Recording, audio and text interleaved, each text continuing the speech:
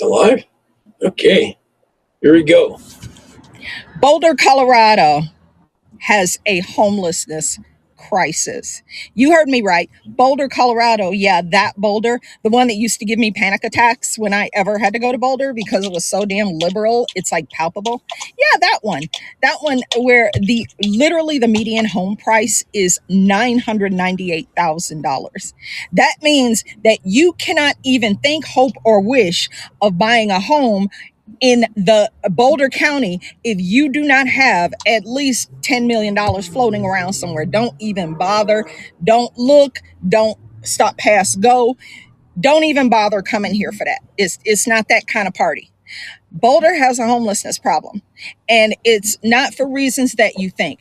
Boulder is became what it is back in the 80s. I have said this often and I believe it to be true. Mork and Mindy, that show with Robin Williams and whoever that female was, I don't remember. Um, but that show ruined Boulder, Colorado, because people saw the Flatirons and the beautiful backdrop. The Flatirons are beautiful. I will say that it's beautiful. I love hiking in the with the Flatirons as a backdrop. Went over the weekend, by the way. The Boulder is beautiful. It's got its cute little coffee shops, and people are just hippie-ish. They had a fairy festival about 3 weeks ago. Yeah, everybody who walked along Pearl Street had they brought their kids and their cats, and they were all dressed up in rainbow and fairy attire. It was just really Boulder. You know what I'm saying? They have a homelessness problem. Yes, they do, because they have put out up this facade as though they are liberal, loving, and welcome. They're not. They're not. They are not. Boulder prices people out of their market, and they do it on purpose. Every single time there is any ballot measure that comes to that these old baby boomer white liberals, if they can smell a ballot measure, they are getting up out of their crypt, and they are going to march to wherever it is, and they are going to shout it and kick it down. It's never going to happen as long as these individuals are still alive. From the 80s, when they first bought their house in Boulder, coming from California and Washington and Oregon and New York and Illinois, other parts of the country that got overtaxed very quickly back in the 80s, early 90s. And people started to realize, I don't like this, even though I'm so Democrat, I'm so liberal, democracy, democracy. They don't want to spend their money to promote democracy. Okay. So they left California and all these places I just mentioned. They moved to Boulder, I'm sorry, because Boulder is so pretty. Oh my God, the Flatirons are just amazing. And I can buy a house in Boulder in the 80s and 90s for $200,000-$300,000. Wow, I can buy 10 houses for what I sold my house for in California. So that's what they did. And now they are, it's pretty much California. It's pretty much Santa Barbara. Boulder is Santa Barbara. Yeah, it's the little community full of like 90% white folks that are ancient aliens by this time right now. And they don't want you there.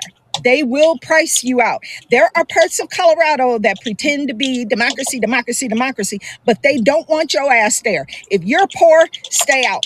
You can come have a cup of coffee. They might even pay for it, but they will make sure that you get on that bus. Remember what happened at Martha's Vineyard?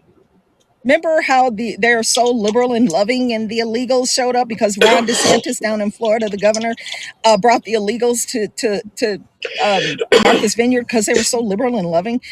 Except when they got there, they weren't that loving. We don't have any room. We can't come. We can't house all these people. So we saw what happened with that. It's all bullshit. They are not liberal and loving. In fact, I tried to find articles on the crime problem and the homelessness problem that has surged in Boulder, but it's hard to find because they don't want you to know.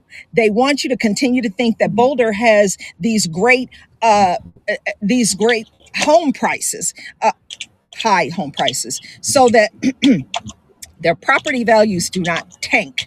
But there is a big problem, and the prospective students may be going to see you. It's not going to be enough that Deion Sanders is Coach Prime now, prime time, because when that shit happened, I was here for it, and I saw the enrollment go through the roof at CU Boulder. Also saw the prices double and triple because Coach Prime is there now. But see, that's not going to be enough for parents to want to send their kid when you got a homelessness problem and paranoid schizophrenic drug addicts are running around your city and raping college girls. Yeah, that's not gonna. They don't want their girl being raped. It's just whatever. So there. It's hard to find an article, but I found something in the Daily Camera back in 2025 in August that talks about there's only one way to solve homelessness.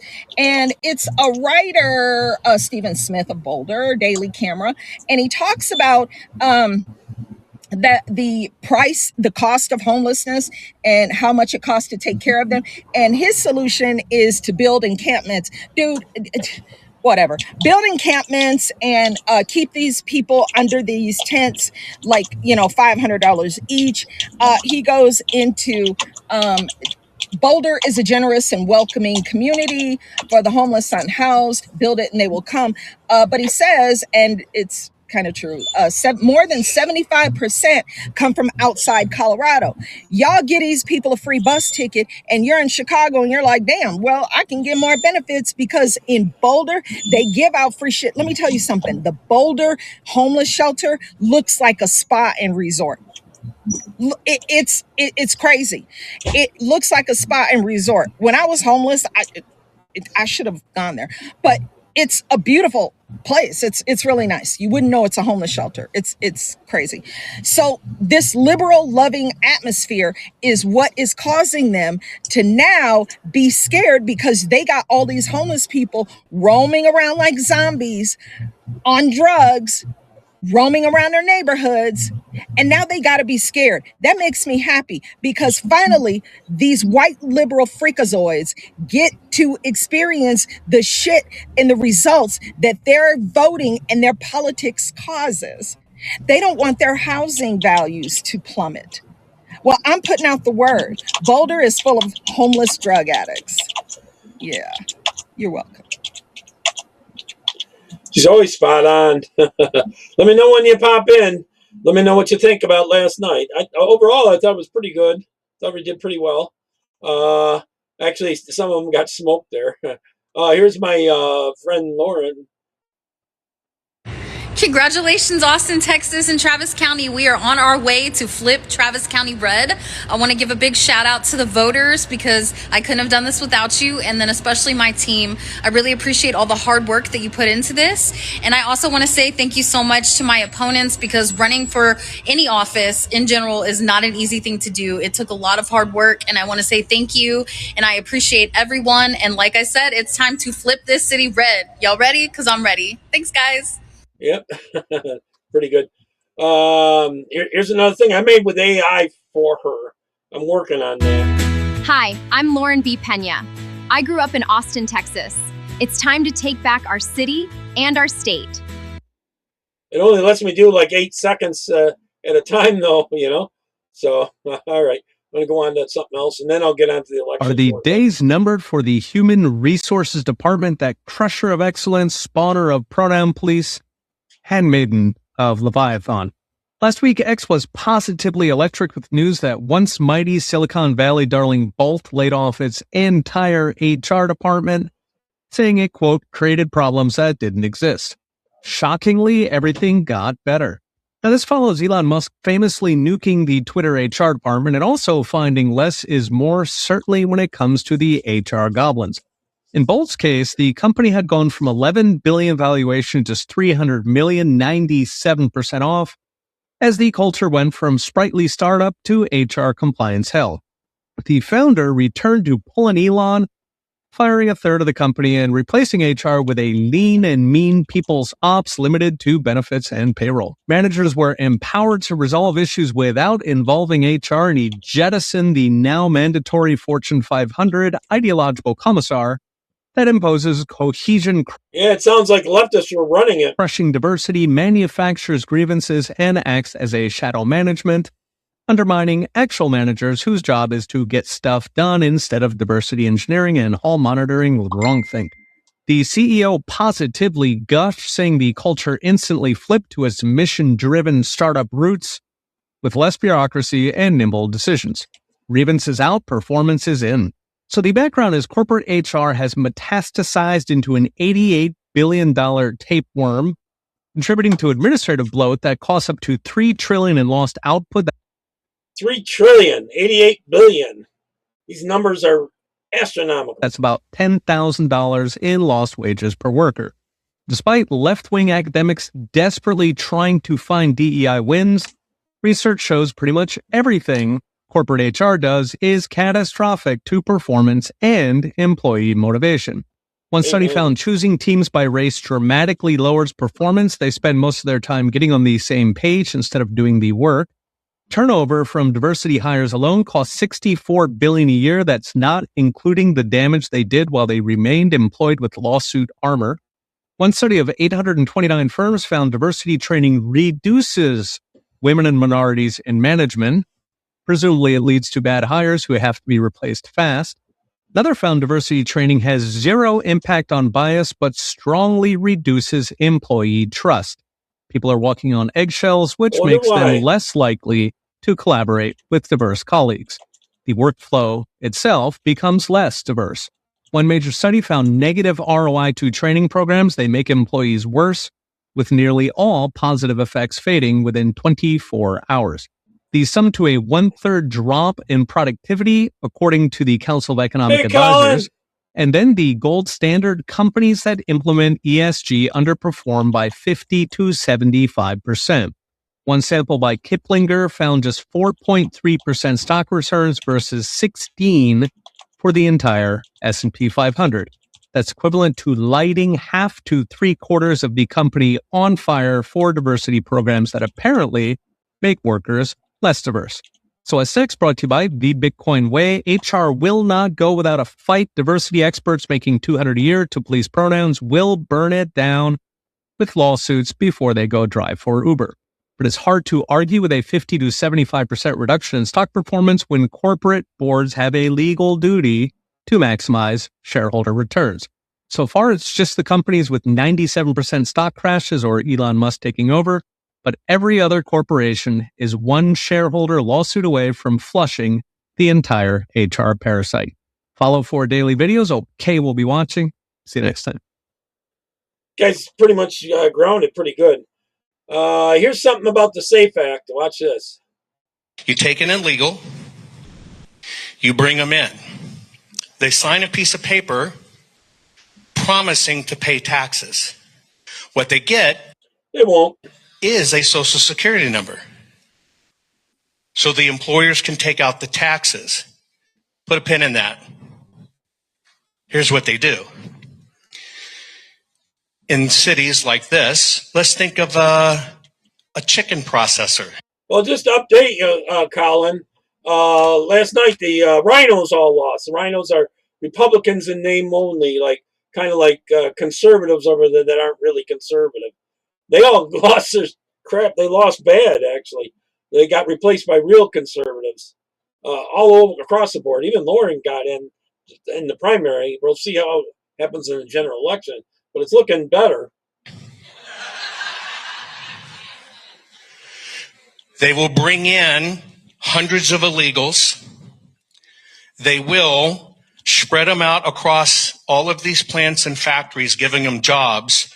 They're all using the same social security number. The IRS unconnected our names from the social security number. Now, when you look it up, it just pings to see if there's an employer. If there is, it says it's good. It validates it. Why do they do that? Because all of these factories are giving them social security numbers. The government turns its back on it. As soon as you have a social security number and you go over to motor voter, past the driver's court. They want you to vote liberal, social. Test, right? You get a driver's license. The person, look, you got a social, you must be a citizen. That's how they pack the rolls. By the way, those guys don't pay taxes anyway. It's taken out by companies. Our government's been sitting on $1.7 trillion slush fund. that one fund has still in it to this day. So if you want to know where the dark money comes from, by the way, that's what, $100 million we got our a month Twitch in poster. Interest. I could go on. Yep. All right, I'm going to play some of them. You know, there's not many here. Some of the results last night. We ought to show them. Where do I start with? All right, I'll start with this one. I got a. It was an absolute massacre. In fact, some are calling it a mass. I'll go over with this one. Let's see. American speech. Why don't I do? Yeah, let's do this one. Ladies and gentlemen, President Trump is 118 for 118 in endorsements. He won the popular vote every battleground state. His endorsement is gold. The way media and Democrats and others think of Trump is that this is an anomaly, an aberration. It's just not the real Republican Party. And after President Trump, well, things will be different. No, it'll be either Rubio, likely J.D. Vance, continuing exactly what President Trump has accomplished, enforcing immigration laws, using tariffs to bring back jobs and for leverage on the world stage, ensuring in terms of foreign policy that we don't get mired in never-ending military conflict with boots on the ground. That is not what President Trump has done in the latest conflict. We haven't got any boots on the ground anywhere. You can disagree, agree, but he's preventing a rogue regime from controlling the global supply of oil with nuclear weapons in a very strategic. I'm hoping it causes the regime to fail in there, because they fund 90% of the terrorism, and the groups like Houthis and Hezbollah and Hamas and all them. It's all funded by Iran, Durkas. If the people take over there, that'll be ending. Geopolitical location. You can agree or disagree. I didn't vote for President Trump to enter any war, but he's against endless wars where boots are on the ground that Bush, Cheney, Rumsfeld, Hillary Clinton, Joe Biden, John Kerry voted for. Okay, the same people who had no problem with President Trump, President Obama surging American soldiers in theaters of war throughout the world are the same people now critiquing President Trump. The issue is that he stands for specific political objectives. Specific political objectives. Enforcing immigration laws is one of the pillars. Okay? Tariffs on the world stage is another pillar, another foundation of what President Trump stands for. And he's against never-ending wars. You might say, well, you know, this war hasn't ended yet. It will end, God willing. And that's very different from the 26-year endless wars that Bush, Cheney, and Rumsfeld, the old Republican Party, got us into. You can agree, disagree. That's what President Trump stands for. What does Tallarico stand for in Texas? What do Democrats stand for nationally? Nobody knows. But Trump is 118 for 118 because MAGA, or Trump Republicans, or Make America Great Again, stands for specific things. Autonomy, getting us out of 60-plus multilateral or multinational organizations. For Democrats, that's, terrible. But for people who care about sovereignty, who care about putting the country first, it's very good. So anyway, check this out. This is huge. The Save America Act, for example, is one of the landmark pieces of legislation that will get passed, especially, it's basically already passed now with the Ken Paxton victory. Ken Paxton was willing to actually drop out of the contest if Cornyn and others passed the Save America Act. Now, the Save America Act needs momentum. It needed a moment. It has. We have the ultimate momentum now with 118 for 118. But check this out. It'll pass, especially because of what just took place. Races and Senate races. This is his scorecard, okay? He has endorsed 8 governors. Now, some of these races weren't real close, didn't have a lot of competition, but some of them did. I mean, we saw what happened in Louisiana, the primary of Bill Cassidy. We saw what happened a week ago tonight with Tom Massey in Kentucky.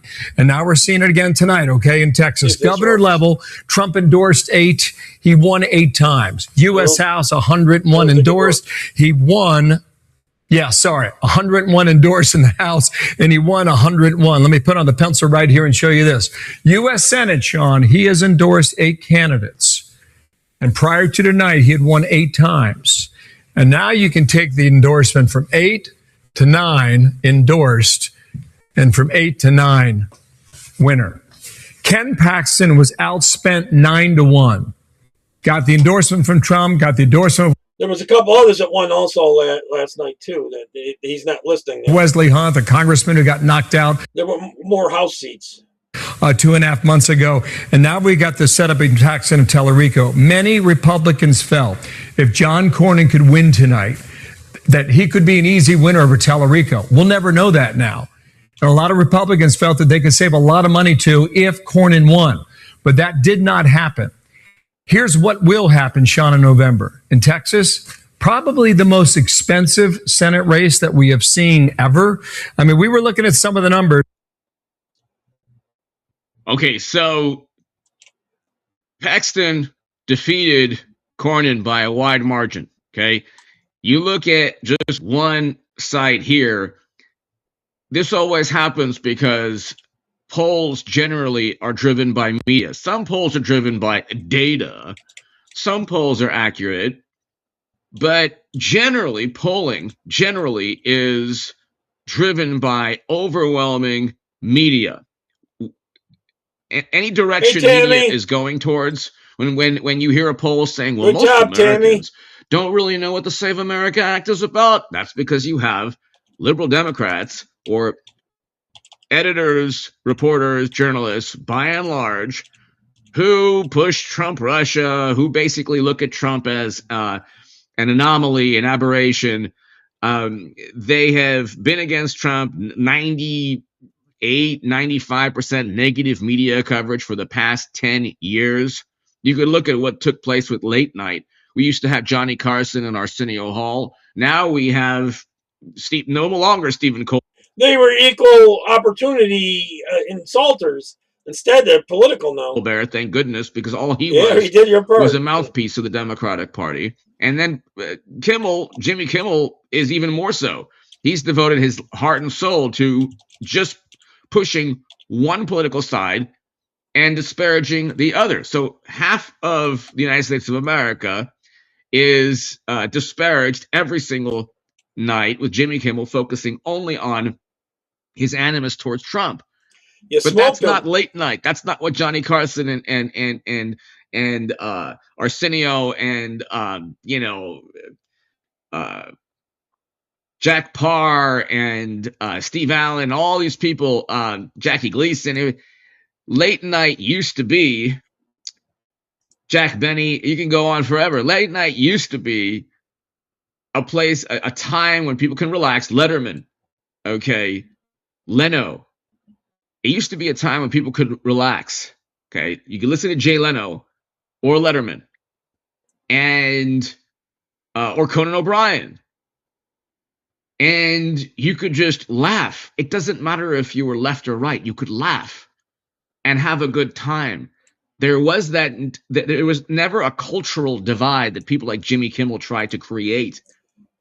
What Jimmy Kimmel and Stephen Colbert tried desperately. What do we know about Chip Roy's opponent? Was he a rhino, or was he an average one? Or I didn't know the one Chip Roy was running against there.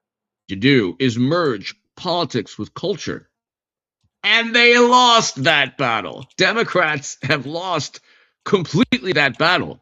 They only have little remnants of anger and apoplectic hatred towards Trump. That's it. But the late night, I'm focusing on late night, the late night audience, or the late night talk shows, because they became not just partisan, literally an echo chamber for the Democratic Party to try to indoctrinate Americans. Well, I hope he does a good job. Took place. because people could. We do know that the records of the ones that did get kicked out or are going to be kicked out in January. Relax and enjoy enjoy themselves with January, Leno or Letterman or Arsenio Hall or Johnny Carson. How many decades? We need the SAFE Act. We need the voter rights thing because there's a lot of other states that win more House races, especially in local races. Decades was Johnny Carson on the air to just give happiness and laughter to all Americans. And then you have canned laughter, and I don't care what they say with Leno. I bet you Chip runs again for another office, though. Canned laughter, or they manipulate the laughter to just focus on things that aren't even funny regarding Trump, and then it's like, oh, it's like that canned laughter.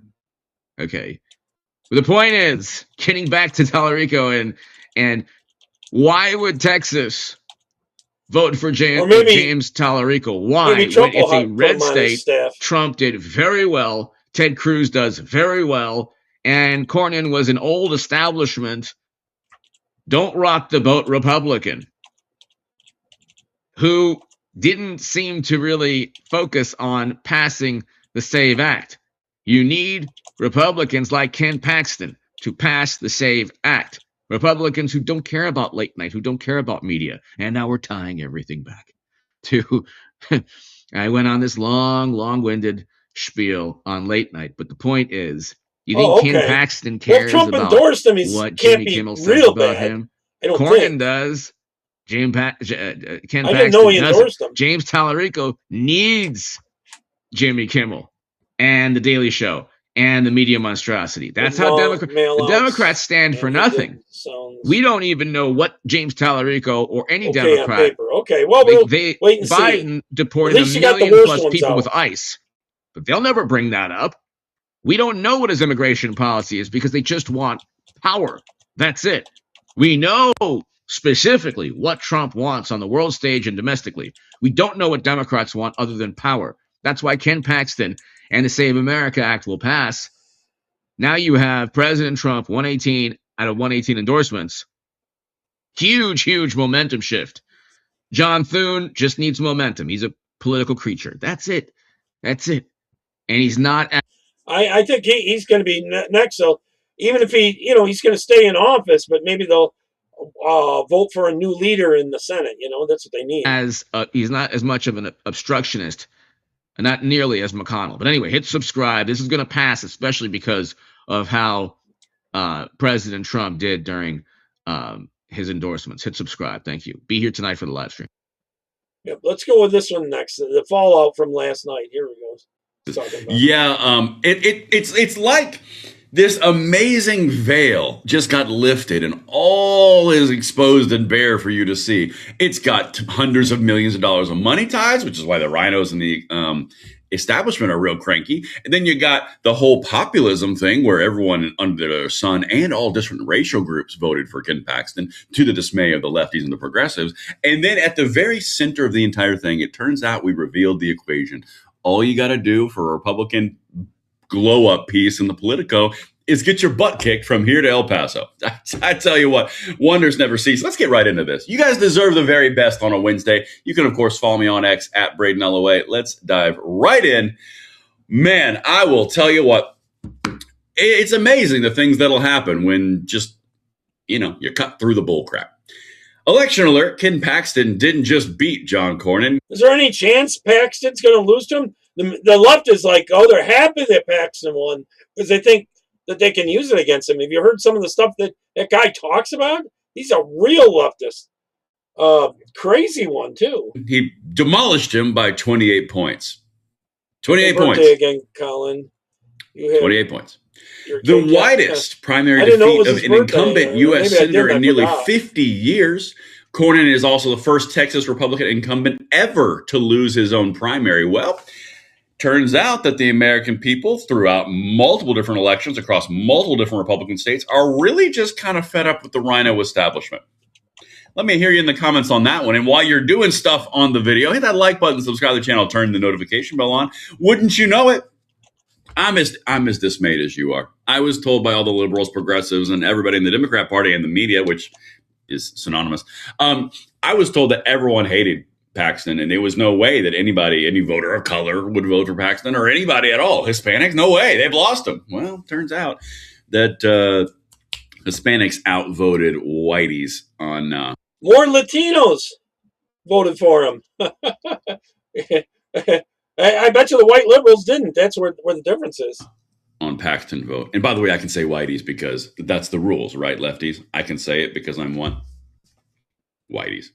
Yeah, anyway, let's keep on going. Speaking of that whitey thing, did you see this guy that is running for Senate there? What's his name again? Talamico or something like that? He hates white things, and he has to apologize for being white and all this bull crap. Maybe you need to do that on the left. I don't know. A little spicy this morning. It must be all the endorphins from rhino hunting. Yeah. John Cornyn spent years building the GOP MAGA, tore him down. Oh, yeah? Yeah.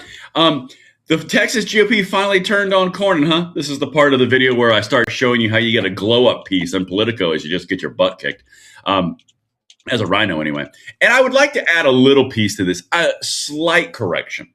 I don't think that the Republican voters, MAGA, conservative, Republican, Tea Party, whatever, I don't think they turned on John Cornyn. I'm pretty sure John Cornyn turned on them for the establishment's. No, each year you're getting more and more Muslims there, and they're going to vote left.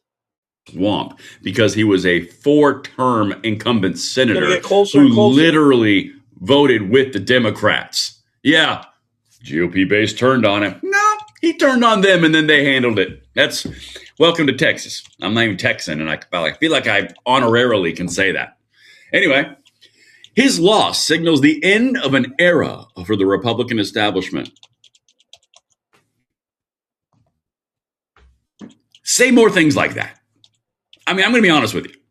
Is this a glow-up piece? Is this supposed to be bad? Because I think you're just writing the incredible ad structure for everything going forward in an attempted obituary for the Republican establishment. And by the way, seriously. Like, look at that American flag colors draped in Texas flag. Stalwart in his resistance. Yeah, Amazing how this was missing his entire career. All of a sudden, he gets smoked by Trump and the MAGA cohort of the Republican Party. And now all of a sudden, he's this great person standing in the void. Man, these people are so disingenuous. It is almost nausea-inducing. Here we go. The senator was a towering figure in both national and Texas politics, known for his sober temperament, ability to cut deals, yep, you're almost over the target, and role in shaping the Senate GOP conference during the last 4 presidencies. Cornyn's defeat is rattling the establishment wing of the GOP. Again, keep on writing us ad fodder. Who viewed the brutal primary as a battle for the soul of the party. Keep going. You're getting there. What they see as the end of an era of compassionate conservatism. Oh, compassionate conservatism. My gracious sakes. My goodness gracious. Really? Isn't he for all the illegals to become legal? That was one of the things he was for. Passionate conservatism from Politico. Okay. Quote. It just blows my mind that anybody could look at John Cornyn and somehow call him a secret liberal rhino. If that guy can't pass a conservative litmus test, who can? A lot of people, because he was a secret liberal rhino. He was part of the establishment class.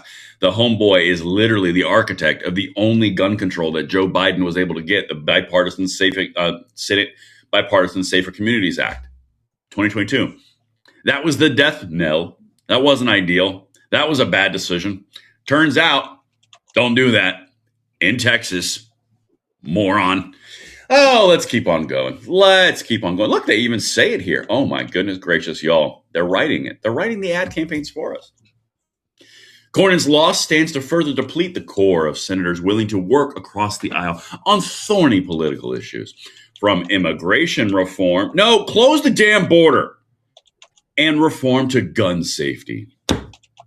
Politico, you're literally describing why he just got the boot.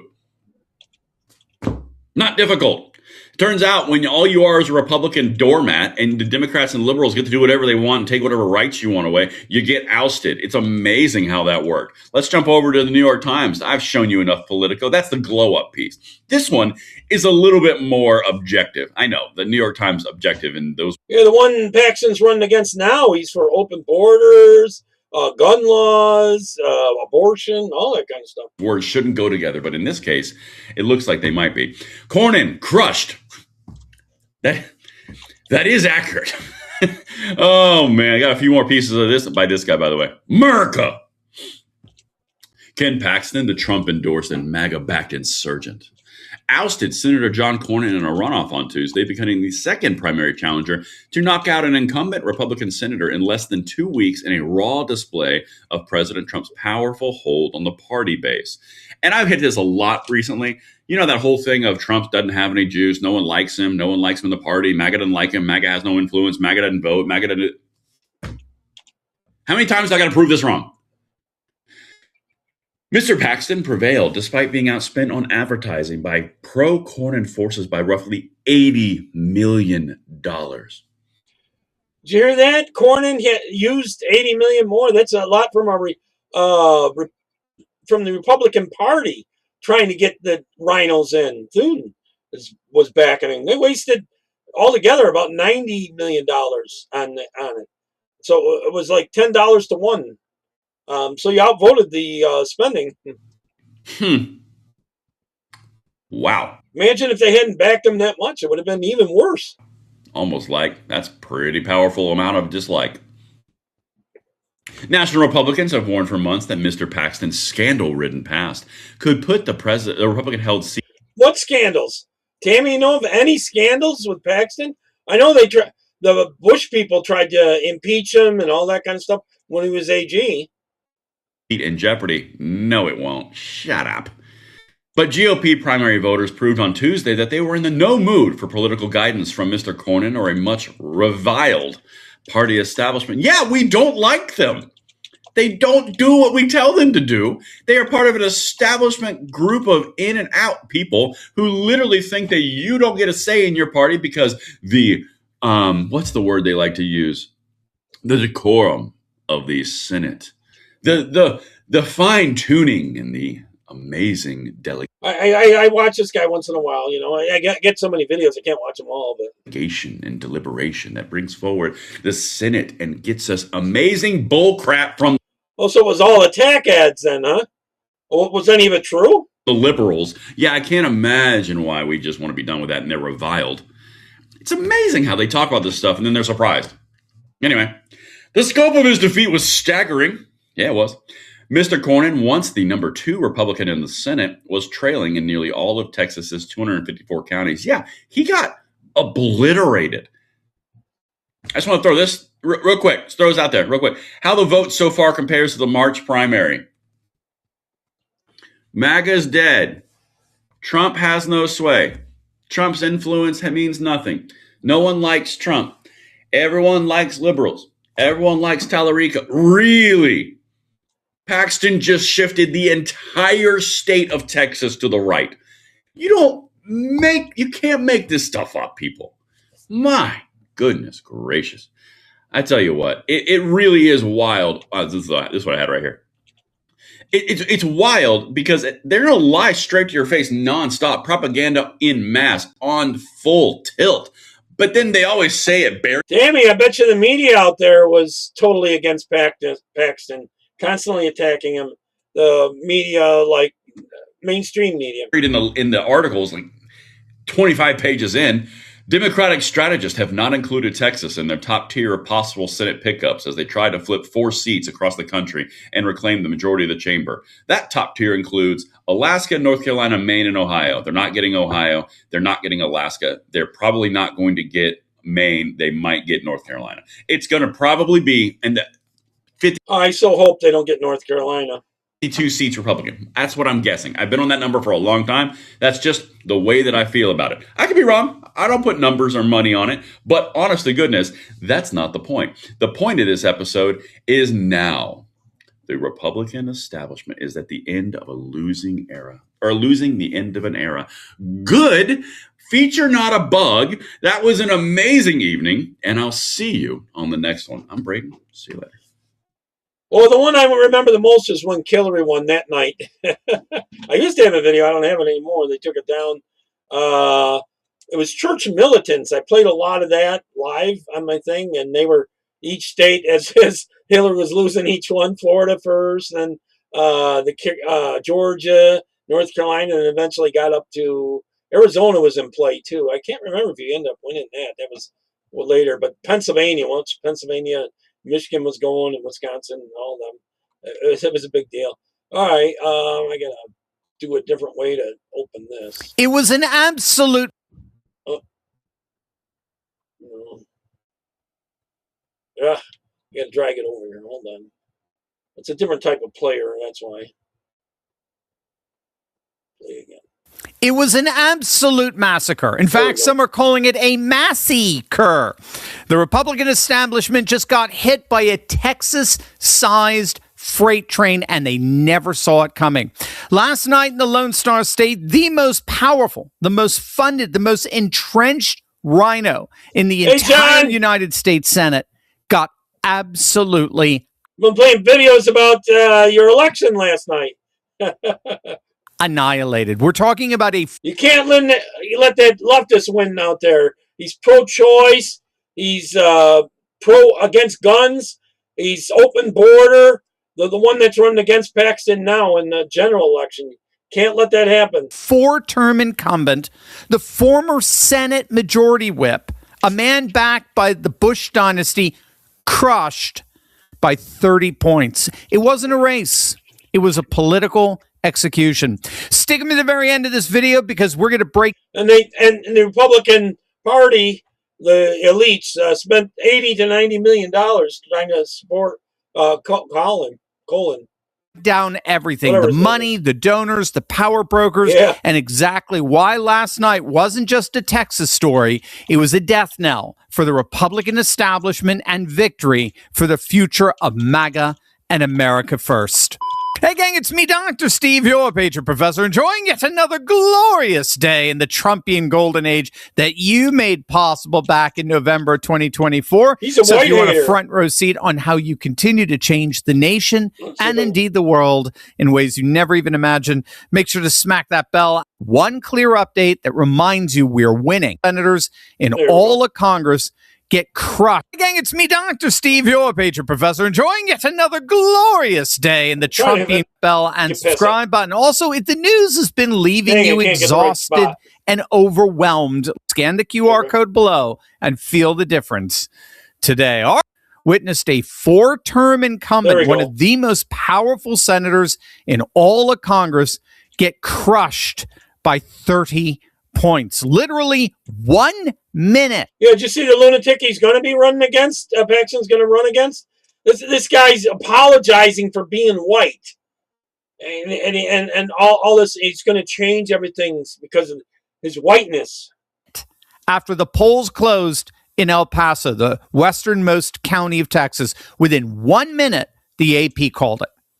Right away, as the returns started coming in, literally just minutes after polls are closed, it was absolutely clear that Cornyn was getting absolutely blown out. Even MSNBC recognized it. And then in the election day vote, I have Paxton at 87 over Cornyn 13. Goodness. Oh, my goodness. Okay. So, right. They weren't expecting in the early vote in this county, Stonewall County, Adams talking about 28 points is the margin for Paxton over Cornyn, and now we're starting to get election day. But we said this would be the more Cornyn-friendly was the expectation, the election day vote. John, that's not his real name, is it? Tallywhacker? Maybe we should go with that and make some funny ads. He's going to be outspent by that guy, though. Paxton's not going to have that kind of money, and the Republican people in D.C. aren't going to support him. Everyone election day, presumably full knowledge of that Trump endorsement. Paxton had already done. It'll be get all your relatives and everyone out to vote because the Democrats are going to put some money into that race because if they can take Texas, that's a big deal. Better with the election day vote back in the preliminary. Wow, a 70. They've got more Muslim voters. 74-point margin from 28 to 74. So if that's a harbinger, what we're seeing in that one small county, then where you see Paxton red right here is going to get deeper and deeper, Paxton. You heard that right. A 74% margin. This was a Liz Cheney level blowout of Texas's 254 counties. John Cornyn. Is that his real name, Tallywhacker? 4 to Paxton's 250. And note, those 4 are the most liberal counties in Texas, like Travis, where Austin is, and Dallas. Everywhere else, it was a Paxton blowout. Take Jefferson County, for example. Now, this county was a Cornyn plus 16 in their first round. Remember, this is the runoff. So they were Cornyn plus 16 just a few weeks ago. Yesterday, they were Paxton plus 34. Paxton won a Cornyn plus 16 county by 34 points, which means we saw a 50-point shift toward Paxton in the week since their first primary. That, of course, is the power of the one and only Donald J. Trump's endorsement. I like this tweet. The real winner of yesterday's Senate primary was once again none other than Donald J. Trump. Trump's endorsement record continues its perfection streak. He's endorsed 8 governor candidates, and all 8 have won their primaries. He's endorsed 101 House candidates, and all 101 have won their primaries. And as of yesterday, as of 1 minute after their final county finished voting, Ken Paxton became the 9th victory of the 9 U.S. Senate candidates that Trump has endorsed. A 100% primary win on the part of Trump. We have simply never seen a dominance like that before. And both Cornyn and the Republican establishment have just learned the hard way that there is indeed a new sheriff in town. Trump is rewriting the rules of Republican politics, and the establishment has been caught completely off guard. Really, a lot of times I'm voting against someone who's worse. That's what I tend to be. But I think he's going to be better, that's for sure. Trump has crushed them every step of the way here. The only it's way crazy because a member of the establishment, like, say, Lindsey Graham, gets Trump's endorsement. John, is that because it's near the border or whatever? Is that why it's liberal? Is if he's voting with Trump 100% of the time. It's Trump's rules now. And you get with the game. You recognize who's boss. You recognize. Well, I think that liberals are going to spend a lot of money on it. I hope they waste their money because they're at a deficit since they don't have USAID. That they've lost about $700 million that they were getting. $700 million that they would be using toward these campaigns. In fact, their coffers are at a negative. They're millions of dollars in debt right now before they even start raising, before they really bring in all this money, because they were using Act Blue, all that fake overseas foreign money. They got to find dark money and get it in that way. Who's the general in this war? And if you get it, Trump doesn't care who you are; he'll crown you. I sure hope not too. If you don't, like Cornyn or Massey, or the other thing is, if that guy wins as a senator, a lot of times they tend to move up. It's like a stepping stone to get. So you might see him someday running for president, like Beto O'Rourke tried to. Cassidy or Cheney, for that matter. If you don't recognize and acknowledge who's boss. I've seen some people stating about the numbers, though, because you get more Muslims getting of voting ages since they brought them into your state. That your state's gradually becoming more Muslim. Boss, you're out. And they're going to vote left. That's the iron grip that Trump has over this party. By contrast, this was a colossal loss for establishment Republicans. Get this. You want to see the very definition of incompetence, foolishness? The Republican establishment That's why you don't donate to the party. You vote. If you're going to donate to anyone, you vote. Donate to the individual. And a whopping $90 million desperately trying to save Cornyn's feckless behind. $90 million.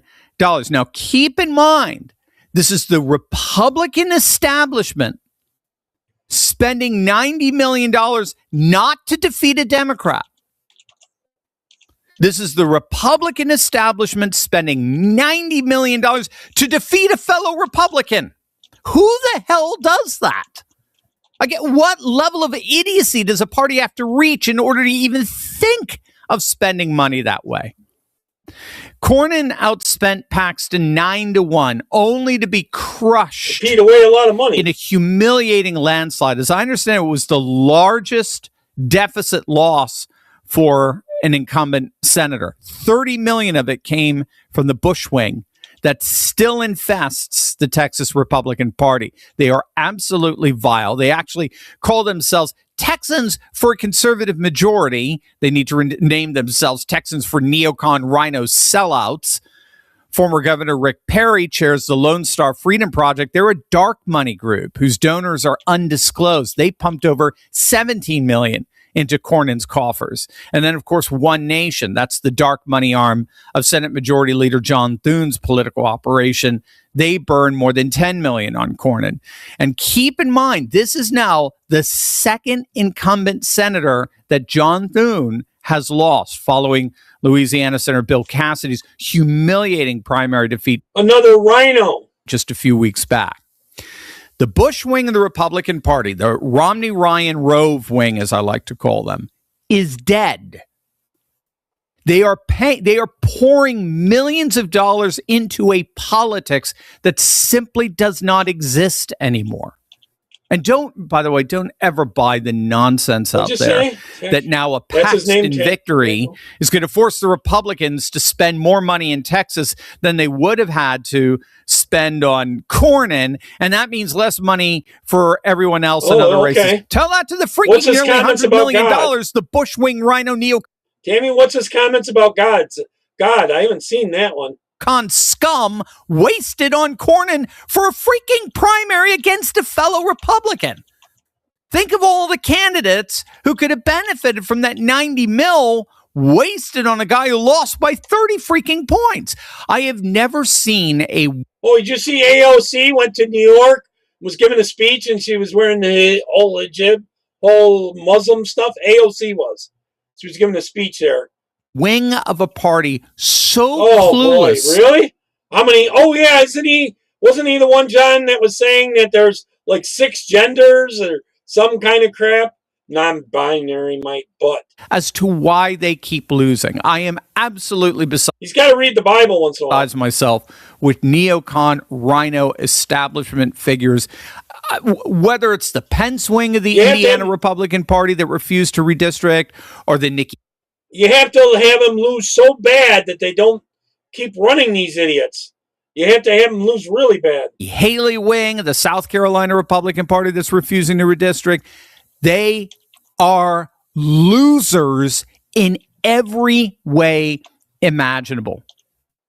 And if anyone deserved to lose, it was John Cornyn. He has repeatedly voted for amnesty over the years. He was the lead Republican architect of the so-called Safer Communities Act after the Uvalde shooting that was the single most significant gun control legislation in 30 years.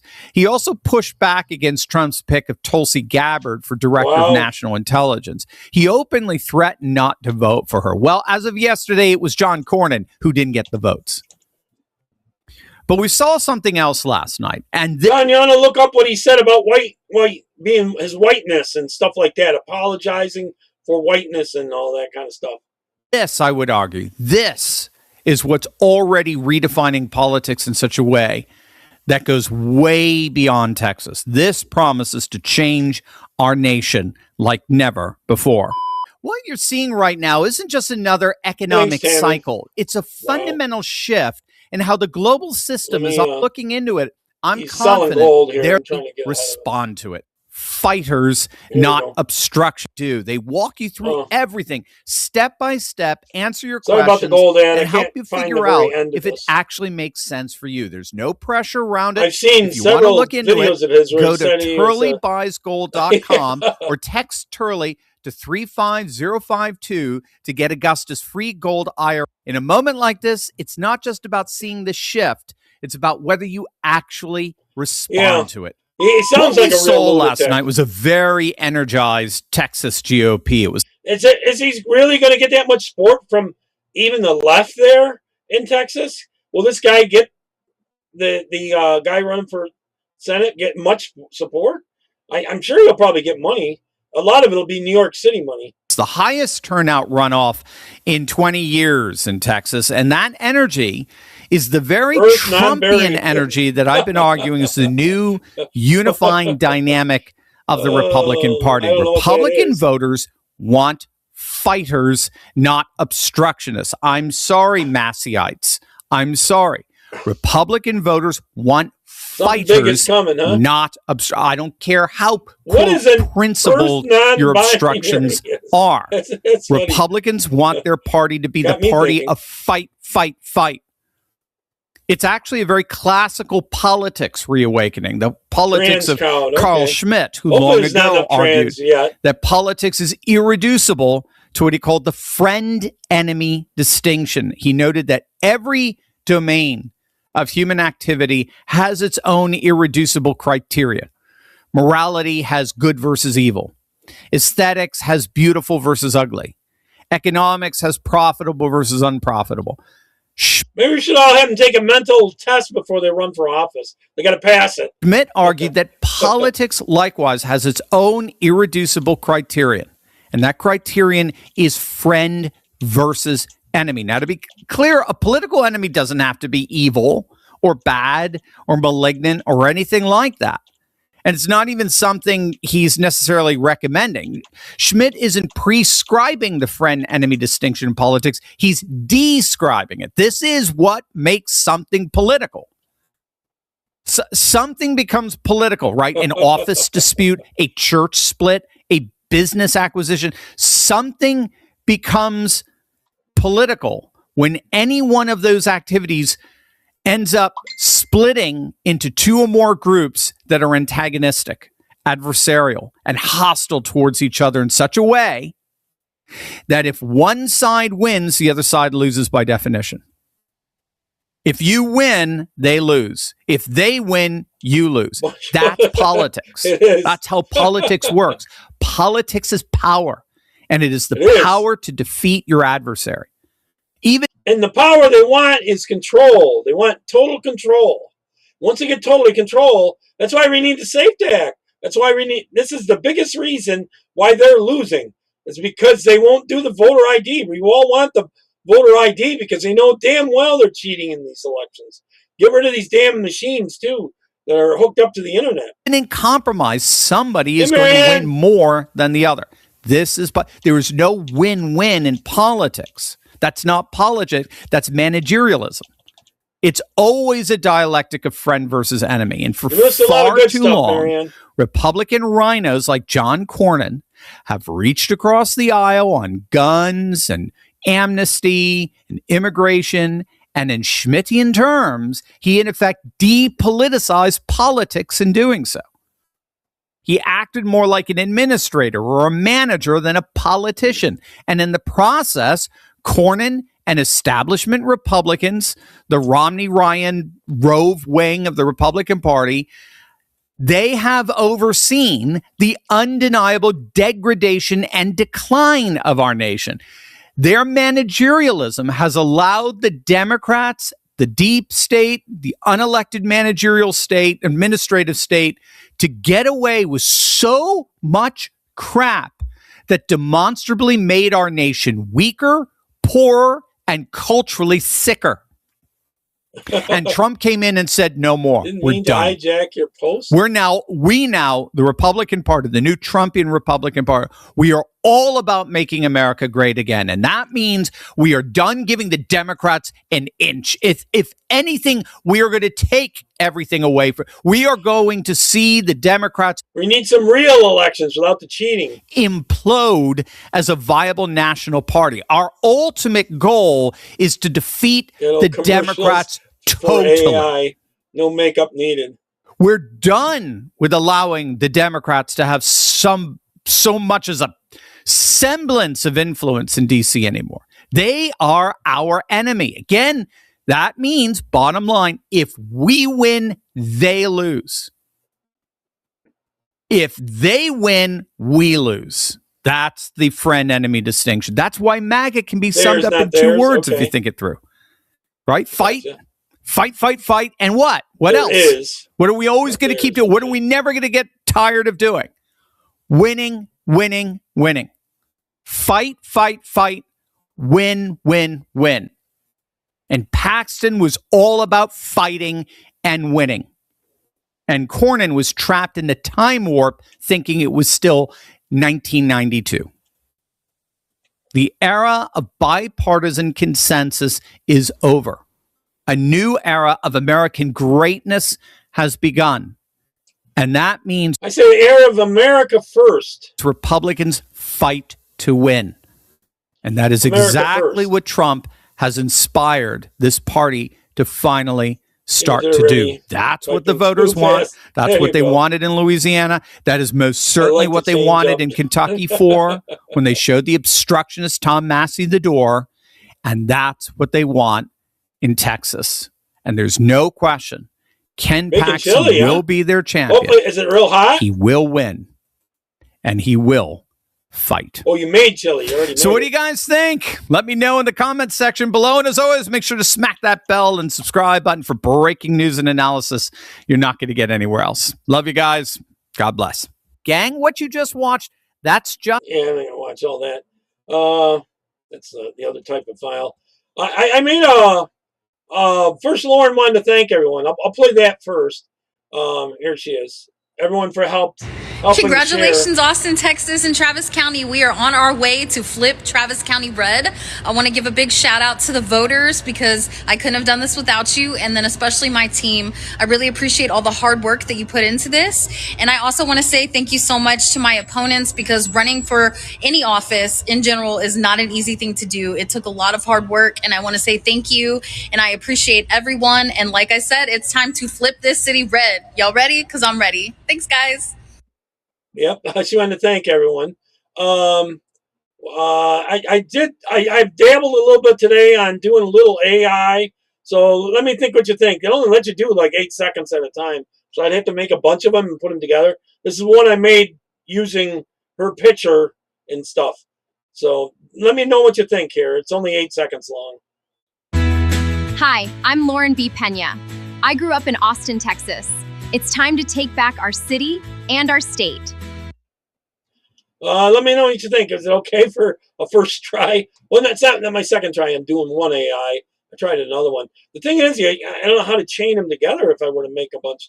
And maybe if someone knows how to do that with the free stuff, I don't know. So anyways, here's evidence about, well, let's do the other one first. The Nick Shirley. Nick Shirley, they're passing a bill in California that it'll make it illegal for you to videotape any of the cheating and stuff that they're doing out there and stealing money. Here we go. This is what many are calling. Now this is already happening in Minnesota as well.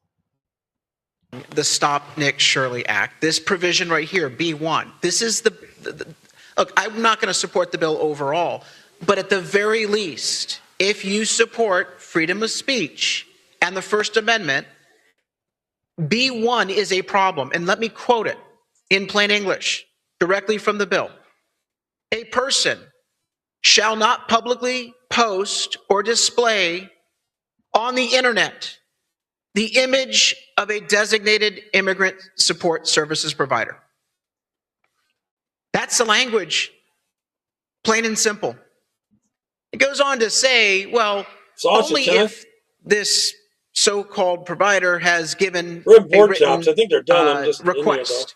So let me give you an example. Nick Shirley shows up with his camera crew to the Somali Leering Center, or maybe one of the 90 fake hospices operating in a building in Los Angeles that was highlighted by CBS News. Shows up doing the work of a citizen watchdog journalist. This is something we should promote. We should say, look, we want extra set of eyes. People have a right to go out there and kick the tires and find out what are these organizations doing with our taxpayer funds. Nick Shirley records empty beds at the daycare center, records no patients, no medical supplies, no nurses, no doctors at the fake hospices. On the basis of this research, investigative research, posts this on the internet, interviews some of the providers. And all these people do is they hand Nick Shirley, catches him in the act, a business Excuse card. me, Mr. DeMaio. Assemblymember Bonta, you are recognized for your point of order. I asked the member from San Diego to actually stick to the merits of this bill, which actually has nothing to do with so-called. Thank you, Assemblymember Bonta. Your point is well taken, Mr. DeMaio. Oh, no, I'm absolutely sticking to the specifics of this bill. If you show up and take video of those providers under this bill, they're trying to shut them up. All they would have to do, all the fraudsters would have to do is hand a business card over to the investigative journalist, and if they posted that evidence that they caught on video on the internet, they would be violating this law. The lawyers in this room know that absolutely, under this language, would be prohibited from being posted to the internet. This is outrageous. And I'm urging you to uphold the First Amendment and to protect the right of citizen journalists like Nick Shirley and others to do the work that they've been doing. And they've been exposing fraud. And this is fraud that taxpayers ought to know about. This is the dollars of taxpayers, and we have an obligation to make sure that the transparency is provided.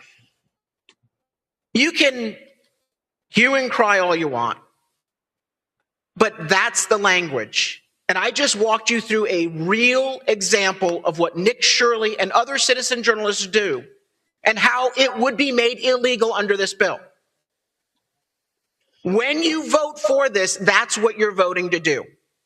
You are now— They'd like to arrest Nick Shirley. Put on notice, and then when the controversy continues to increase, that's your responsibility. Yep. Now, the Chicago cops are covering up things like illegals driving and having accidents and stuff like that. Watch this whole case here. This will blow your mind. All right, so we definitely have a conspiracy. Too bad Gregory's not here. He'd get mad about the truck drivers having this to go through this. See here. Right before my show, saw the police reports. My friend David Dewar was hit 3 a.m. on Saturday. Hispanic guy was driving, hit him head on, pulled out in front of him on Western. David was going 40 miles an hour, was taken away. Yeah, like in the ambulance. But yeah, like fish and chips. We call it a fish fry. You get French fries with it. You got the police reports today, and got some pictures from the scene of the accident. There was 2 Hispanic police officers, Chicago police officers, that showed up to the scene. There was a Hispanic driver, couldn't speak a lick of English. He had a girlfriend in the passenger side. You're going to see these pictures, right? And David heard them say something, the cops, about illegal. So David gets the police report back today. Guess what? Piggy banks dried up. Cops put down the woman as the driver, not the illegal. I don't, He's got a picture of him in the driver's seat and everything right after it happened. I don't know 100%, but I'm pretty sure based on what they've heard, they put their. No, the cops were Latino, so they're letting this illegal get away with it. Her down as the driver, not him. And it won't be reported. So you're going to see the evidence of him driving. There's going to be a shot from the driver's side. You're going to see the front end shot of the vehicle, the truck that hit David's truck. You'll see the Hispanic cop off to the passenger side. You're going to see the woman on the passenger side. And then you're going to see the Hispanic male, the drunk Hispanic illegal, allegedly, right? Allegedly, sitting on the driver's side of the vehicle with her sitting by the passenger window. And you could see through the window from the front end shot. So the Chicago cops look like they don't want Brandon Johnson to get backlash for an illegal hitting a guy head on, probably while drunk.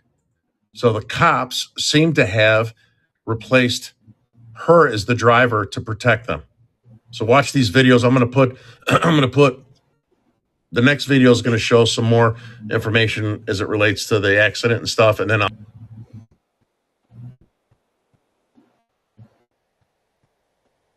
Hunter's your attorney. He's following you. That's the only reason he's here. Holy shit. We're ready to litigate. Yeah, we're ready to litigate. Tell us who hit you and then what happened? First of all, who hit you? Well, I was on Western Avenue. I didn't know. Who hit you first? Well, it was a Hispanic gentleman, but he was illegal.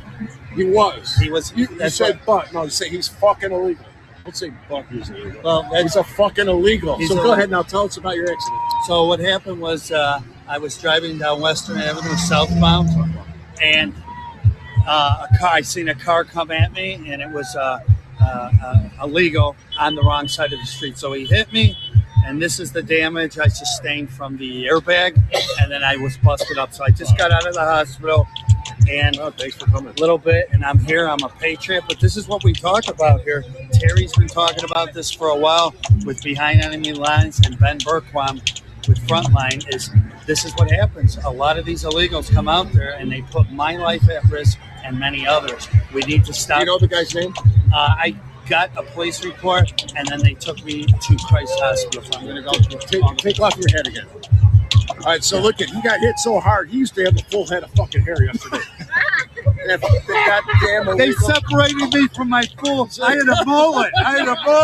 And look at what happened to me. And now I got the skin on my face. So I'm going to put up the pictures of Dave's car, and then we're going to get that guy's name, and that guy's going to sue the fuck out of him. Yes. That's our local attorney, David Shostokis. All right?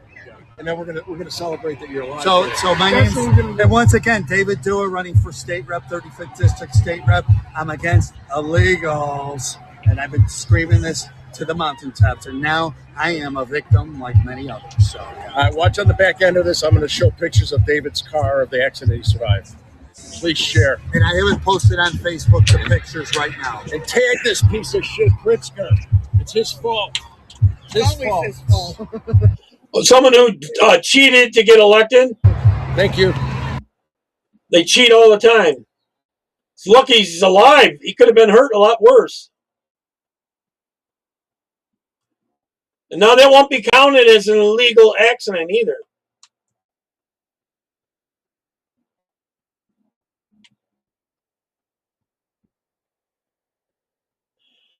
I don't know. All right. Now I'm going to show you about I'm in the wrong file. Where is that other one? I lost it. Is it down here? I lost the other file I was going to do. Oh, right here it is.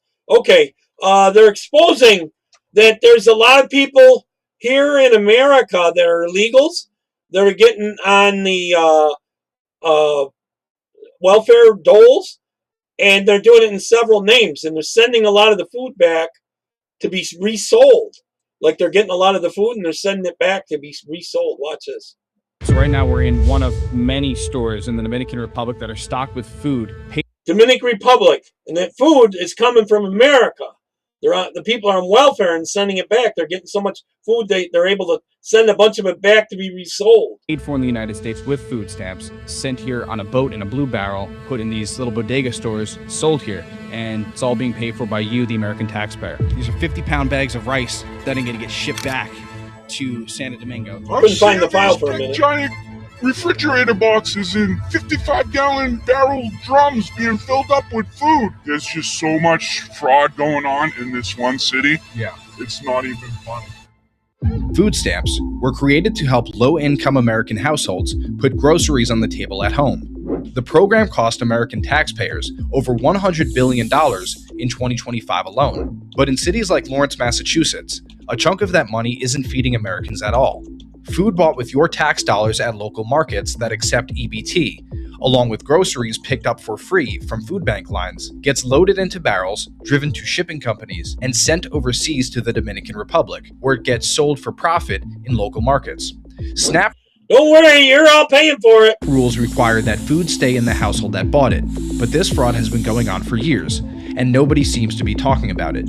We spent weeks tracing the pipeline, from corner stores swiping EBT cards to vendors in Santo Domingo, who told us exactly where their inventory comes from. We talked to a delivery driver in Lawrence, Massachusetts, who's been dropping off packages on these streets for over a decade and has been witnessing this fraud the entire time. So I'm John, and I've been working in this. No, in order for this to work, you got to have someone in the United States collecting all this stuff, someone over there receiving all this stuff, and we're paying for it. Town of Lawrence, Massachusetts for a little over 11 years. I deliver products all day long, 6 days a week. I have about 35 stops a day where I interact with these people every day.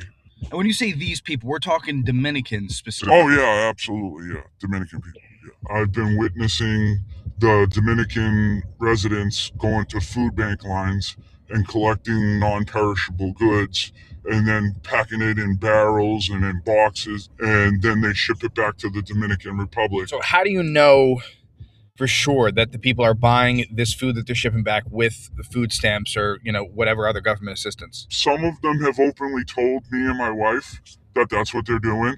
And then the other way is the math. The bag of rice that they buy here costs $30 for the 50-pound bag of rice, okay? That same bag of rice in the Dominican Republic costs $35. The only way you could justify that is if you got the rice for free. So we're here at one of the main shipping companies in Lawrence, Massachusetts that ships food and other goods from here back to Santo Domingo in the Dominican Republic. And you can see, for example, right here, look at these. You got giant bags of rice. These are 50-pound bags of rice that are going to get shipped back to Santo Domingo. So again, you could just imagine that makes no economic sense to do that. The cost of shipping these bags of rice and paying for them would be more than simply wiring the money back to Santo Domingo and then buying the rice there.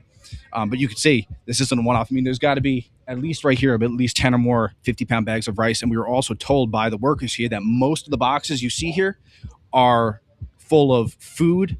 And if not full of food, it's food mixed with other goods. And I'm going to take you by right now to show you one of the bodegas that they sell the barrels. So these barrels are being used specifically for shipping products out of the country. Like I said, they get the non-perishables, and here's all the barrels. Look at all the barrels. Whoa, this is in front of a market right here. Yeah, so they sell them. Now look, this is just one, right? Now we're going to go to another corner store right over here. Why is a meat market selling those barrels? Because they buy them to ship out of the country. Here we go. More barrels at another bodega. Stop. For sale. What is the point? The point is that they fill them up and then they ship it back to their home country. They're sending the big giant jugs of cooking oil that cost $25, $30 here. Same thing that they cost over there. So the only way that you'd be able to justify paying the shipping cost is if you got that for free. I've even seen them shipping cases of water. Why would you send water to an island unless you got it for free? Here's another one of these bodegas with these barrels. Now these barrels aren't trash cans. They're being used to ship the product. We're here with Abigail, the wife of John. So could you sort of just explain very high level sort of like why you're able to see this fraud that's going on? So I have to go into certain people's homes in order to assess them, take care of them. Many of them will have large boxes, large bins in their apartments full of the food that they give out at the pantries here. And when I ask them what it's for, they say they mail it back so it can either be given to their families there or be sold in the bodegas there. And they've told you this? Yeah. Yeah, straight. Yes. A lot of them will go to the doctor, claim an ailment so that they get a medication, and then they'll mail that medication as well back. Those meds are sold in the bodegas in Santo Domingo. When you go to Santo Domingo, supposedly the two places they say if you're gonna come to the United States are Lawrence and some of the drugs also can be repurposed. Kind of, I don't know how exactly they do it, but you can be used to get high. New York City. They go to each food pantry line on a different day, and they get all the non-perishables that they can, and they ship them all back. One patient I went to in particular, I had asked her daughter, I said, "Why do you have, why are you sending so much food?" We're getting taken every which way. And she goes, "Oh, my husband sells it in the bodega." Have any of these individuals that have said this to you, like sort of even indicated that they know that it's the wrong thing to do? No. Not at all. No, they feel entitled. They feel entitled. They feel like that's what we come here for. We come here to get what we need, and then a lot of them they think they deserve it. Here in Section 8, or they have bought. They believe we owe it to them. Homes on like special programs for immigrants. And liberals will be totally fine with this to even increase this. And now they're renting out those homes, and they've moved back permanently to Santo Domingo. I know that for sure because I have a friend on Facebook that was a patient of mine here and lives in Santo Domingo and still has a house here that she rents. But as far as the food stamp fraud goes, is that like almost entirely Dominican? Yeah. How widespread, if you could give people an idea, is this food stamp fraud? Shut it down. You got to find another way. You know, let's see. Like the food pantry fraud, when they go and get the free food and mail it back? Yeah. I'd probably say about half the people I see. Half the people you see? Yep. Half the people you see are getting food and shipping it back to Santo Domingo. Get a job. Either to their family or to be sold, yep. So right now we're in front of one of the many markets here in Lawrence, Massachusetts that sell these blue barrels that people use to ship food back to the Dominican Republic. You can see them right behind me. And one thing that's interesting about all the markets that sell these blue barrels, now if the leftists get their way, this guy would be arrested for reporting this. Also sell food, and they make a point in front of all their stores that they accept EBT. You can see that very clearly behind me. Aceptamos EBT. It's there on the front door. Even on their signs here, the sign for this store, they advertise that they sell these blue barrels right there. And just to show you how widespread this isn't a one-off. There's another store right there doing the exact same thing. It says ATM EBT. You can see here on the sign for the store, it says Aceptamos food stamps. And then look at this. They're selling all these barrels, again, that people can buy, and then they go into the store and get their food with food stamps and ship it all back to Santo Domingo. So now we're going to go inside one of these stores, and we're going to show you what they're selling. So now we're inside the store, and you can see what they're selling here. Giant 50-pound bags of rice, just like the ones that we saw at the shipping company. And they also sell... Are they sending any of that food back, John? Giant bottles of cooking oil. You can see here how many they're selling. That's you're not stupid, on the back of one of these shipping... You bet you've learned more since then. Trucks. See how they're loading it up? Shipping back to Santo Domingo, and that's how the EBT... It's a regular business ripping us off. ...is being spent. Massachusetts has some of the most strict hidden camera and wiretap laws in the country, which means we couldn't catch anyone admitting to the fraud on tape in that state. So, we headed to New York, where the laws allowed us to film on hidden camera. So we arrived in New York, and we started looking for Dominican shipping companies, and it took us to this... There's got to be a way of catching them in the other states, too. Storage unit facility. It's called Storage Post. It's here in the Bronx. And what we noticed when we got here is that it appears that this place is being used by many Dominican shipping companies as a sort of storage hub. We went undercover in this facility, and one of the workers told us explicitly on camera that people are using EBT to fill up these boxes with food that they then ship to the Dominican Republic. ¿Este cuánto?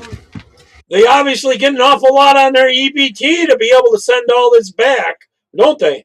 1.25. Y este 1.40. What's turning out, they're ending up with more than one EBT card. They got several cards under several names. 1.40. Con un arroz y un aceite, cualquiera de los dos. ¿Cuánto se toman llegar? 21 días. 21 días. ¿Cómo se llama? Bandera. Bandera Shipping.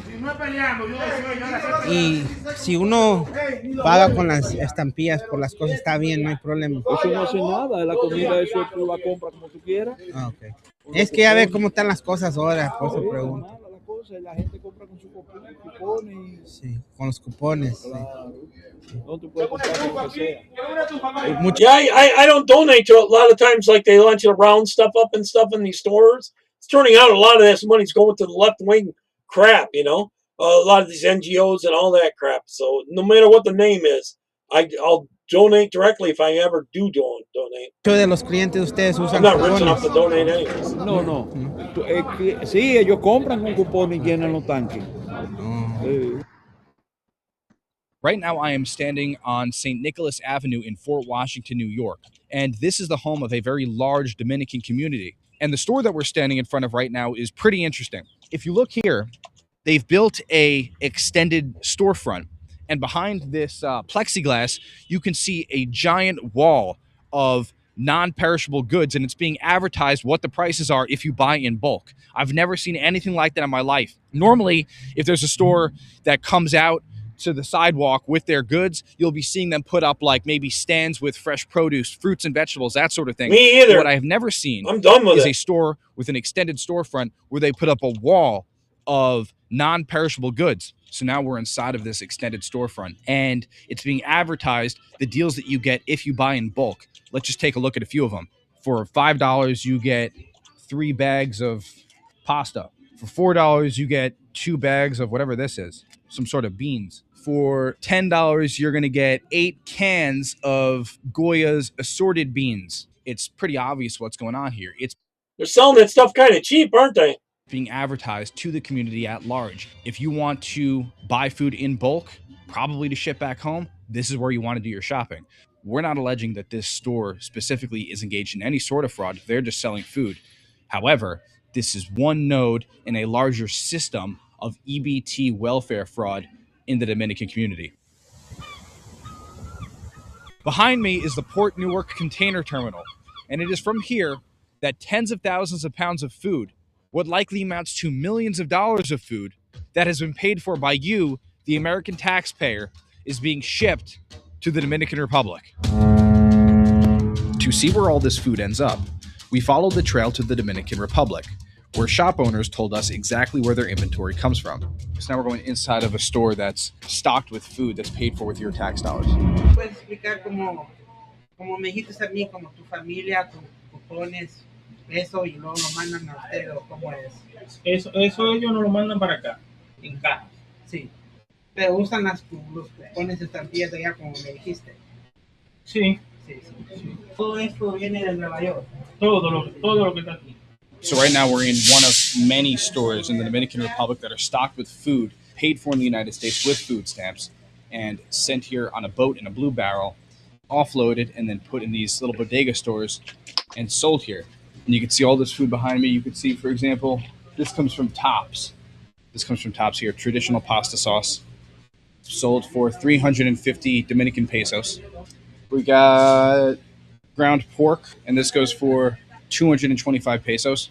So this is what's going on. People who have family in the United States load up these blue barrels with food that they pay for with food stamps. They ship it. It works out cheaper than what you can buy it here. Here to their family members in the Dominican Republic, and the family members here sell it at a profit or use it themselves, and it's all being paid for by you, the American taxpayer. We went to another store in Santo Domingo that was being run out of a woman's home. The owner explained to us how she gets her inventory. Because we got too many deep state leftists that want this to happen. They won't report it. You know what I'm saying? They're working in government and they say, okay, yeah, we won't talk about that. We'll get it to you. They think that whiteness is bad. That's why. They hate their own whiteness. From charities in the United States. So todo la comida aquí es de los iglesias en Estados Unidos? De la iglesia, sí. De la defensa en la iglesia, sí. Con un carrito yo la busco. See, she's saying a lot of it's coming from church pantries, too. When you donate to the church, a lot of it's coming there. Then they're reselling it. Cuando va a las despensas allá, las iglesias donde dan la comida y todo eso, ¿le hacen enseñar ID o algo así o no? Sí. ¿Y cuál ID enseña usted? Yo enseño de dominicano. ¿De acá? Sí, de aquí. So she's now saying... Yo no llevo mi pasaporte, yo llevo el dominicano, la cédula mía, el ID mío de aquí. ¿En un ID dominicano de aquí, es suficiente? Sí. Sí. Cédula. Sí. Nada preguntas con los iglesias. No preguntan sobre la ID. No preguntan nada. Con ese me piden la dirección en que donde yo estoy viviendo, donde estoy alojada, y yo le daba la dirección de mamá y el número de teléfono de mi madre. ¿Tú tienes los nombres de las organizaciones?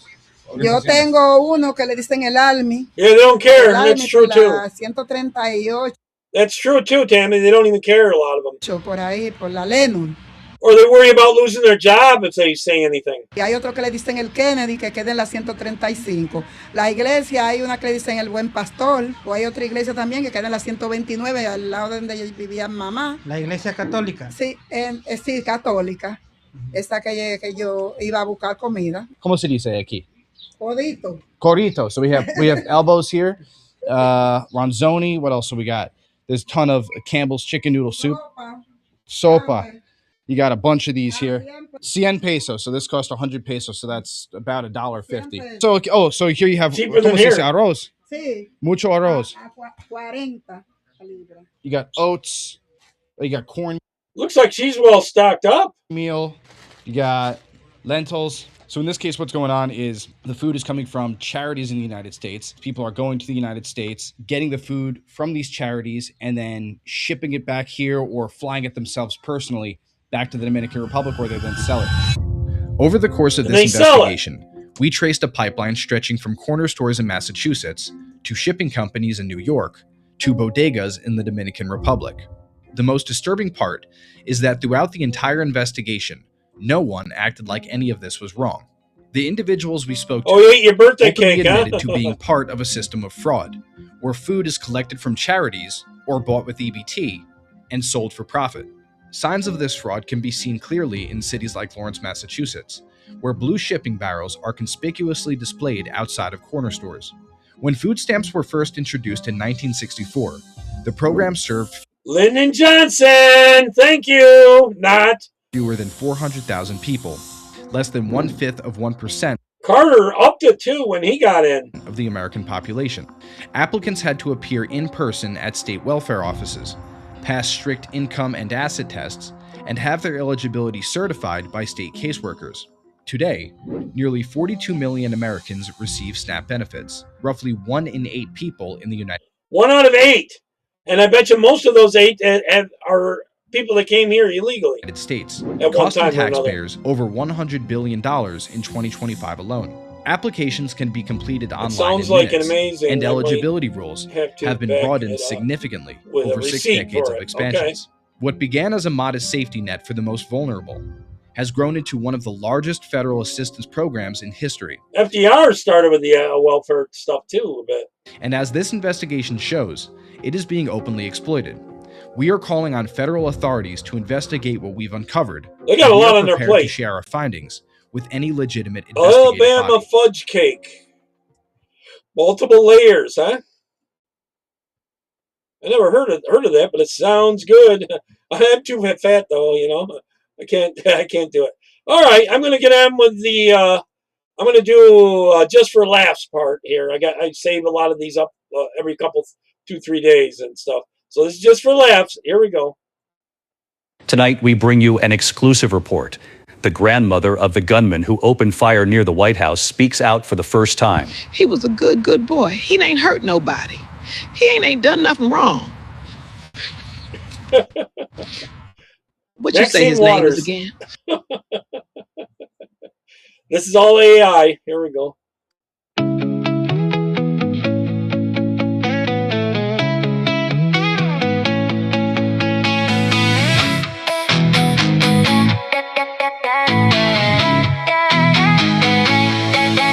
I live my day as if it was the last of my day, as if there was no past. Gonna have a real bad summer. Karen's going under. She won't be remembered. She made LA suffer.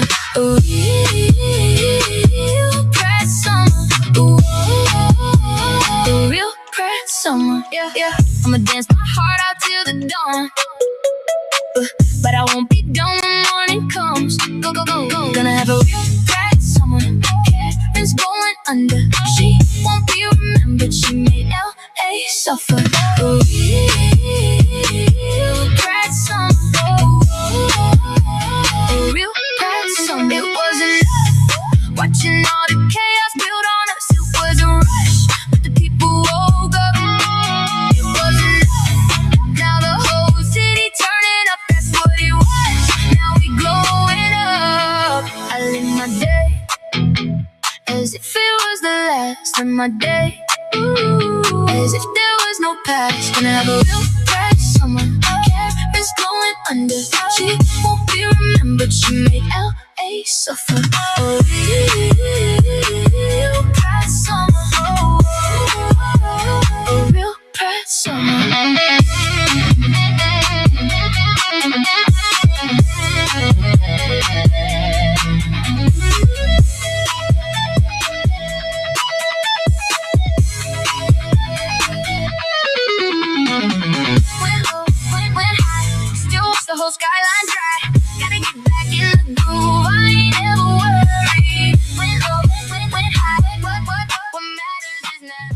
Oh, I'd love to see him win out there. The Liberals will have a fit. I tell you that. This is a good one. Welcome to the official IQ Assessment Center. I am not happy This about one's this. good. The actual proctor called in sick. I am a United States Senator. I should not be here. Bernie, they sent you to grade an IQ test? That's like having a vegan run a steakhouse, doomed from the start. Donald, pencil, paper, multiple choice. Okay, let's go. And, Bernie, your hair, what is that? Did you stick a fork in an outlet on the way in? Very alarming, very low IQ hairstyle for an IQ test. We are not talking about my hair. Question 1. Which of the following best represents the primary cause of inflation? A. Supply chain disruptions. B. Federal spending policy. C. Corporate greed. D. Joe Biden. D. Easy. Next, please. Sir, wait. Why is Joe Biden an option on an IQ test? Bernie, you read it yourself. It's right there. Joe was the answer to every problem we had. Inflation, gas prices, the border, my back pain, all of it. Joe Biden and his cackling sidekick, tremendous range, by the way. Got several different They caused recipes, everything. huh? Probably the most accomplished disaster in American history. That's not how inflation even works. Bernie, I said next question. You're not taking the test. I am. Although, frankly, you probably should take one. Question 2. Which politician is currently in charge of the Somali daycare fraud operation in Minnesota? A. Tim Walz. B. Ilhan Omar. C. Keith Ellison. D. All of the above. D, tremendous teamwork over there. You got Simba clocking in at 8 a.m. Mufasa, who's deceased, by the way, also clocking in. It's a very inclusive operation. I mean, they even let dead lions participate. Wait. Let me see this. This is not an IQ test. These are right-wing talking points. Which vice president? You know, he's never had a real job. He used to sleep on friends' couches until he was 40 and then got elected. And that's the only job he's ever done. He's never done a real job. President has the most annoying laugh. Rank these socialist policies from most to least catastrophic. This is propaganda. Well, no. This test just requires you to use the right side of your brain. You know, the conservative side. Oh, my goodness. This is a load of shit. Whoa! Bernie, calm down. We got families watching. Drink some kombucha. I know your people love kombucha. I am leaving. I am filing a complaint. Bernie, you can't leave halfway through a test. That's a violation of testing protocol. I read the rules. Either way, you're stuck here with me, and I don't like it either, honestly. Fine. But only because the Senate salary barely covers the mortgage of my third house. Hello. I'm here for... What about all the donations you get from the leftist socialists? The thing. Oh, hey, Bernie, long time no see, man. You finally took off that COVID mask, huh? Took you, what, 5 years? Excuse me, sir. This is an active testing environment. Oh, sorry. I thought this was where they hand out the medals. I was supposed to get a medal today for something good, probably. Joe, you're holding pudding. Is that supposed to be the medal? I genuinely don't even know anymore, man. Out. Joe, out now. Smells like cafeteria in here. Reminds me of Wilmington. Fish Stick Tuesdays. Best Tuesdays of my life, man. Out. Joe, true, I mean it. Oh, come on, man. Bernie, you handled him like a pro. You'd make a tremendous bouncer at a very low-energy nightclub, maybe a library, actually. Question 3. If a country prints unlimited money to fund free everything for everyone, what is the most likely outcome? A. Economic collapse. B. Hyperinflation. C. Total government dependency. D. Bernie Sanders gets a third house. I am not answering that. You don't have to, Bernie. It's my test. And the answer is obviously D. 3 houses, Bernie. 3. You're on TV every week yelling about millionaires, and yet you are one. It's like watching a dog bark at its own reflection. Sad, but entertaining, actually. Those homes are modestly valued. You wrote a book about how the rich are evil and bought a lake house with the royalties, very on brand. Tremendous socialist, probably the wealthiest socialist in history. Next question. What time is it when the small hand is on the 3 and the big hand is on the 12? A, 3 o'clock. B, noon. C, 12:15. D, what the time to deport? D, always D. quite possibly the best answer on every question. Deport them all. Actual answer is 3 o'clock. It's a clock. Bernie, every clock in America says time to deport. And I'm very confident about that. That's the last question. Give me the paper. I'll grade it right here. You didn't circle any of the answers. You wrote winner in gold marker across the entire page. Because I am, Bernie, winner, top to bottom, page 1 to page 8. Donald, there are only 2 pages. Then I won twice. Even better. This is not how the deck works. Bernie, I don't circle answers. Circling is for people who are unsure. I'm never unsure. That's why I scored a 200 on this thing. Probably higher, maybe a 300. Nobody's ever scored a 300 before, but I'm very confident I did. A 200 IQ is not possible on this scale. The maximum. The maximum is whatever I got. Winners don't fit the scale. We make the scale. I quit. I'm going back to the Senate where things make sense. They got them down pretty good, don't they? Bernie, you're a millionaire socialist who quit a part-time job because you got out-IQ'd by a guy who didn't read the questions. Have a tremendous day. Subscribe to increase your IQ by 10 points, unless you're Kamala, because it won't work. Anyways, your favorite president just scored a 300, and many people are saying it, believe me. I don't know, he lives on the Somebody diet. say metal?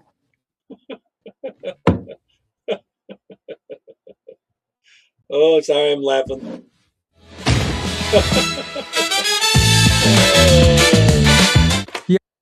Yes, hello, I'd like to file a complaint.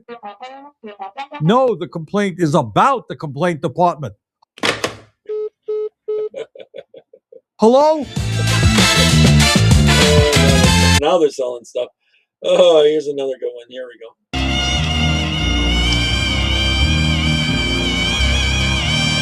What is that? Looks like a learning center or something. A learning center?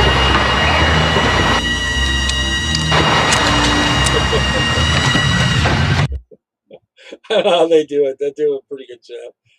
The left is stealing money and the fraud is out of hand.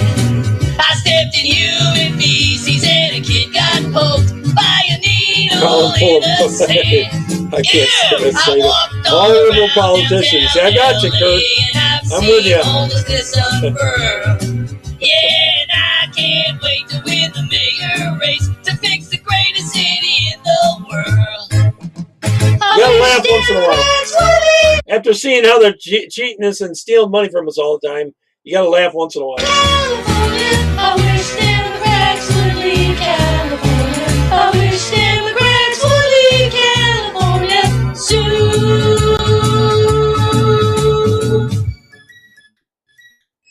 Get the out. Good tunes. I don't want to write some music in case they want to get me for that. There's a blow against Islamic Jihad, whatever that is.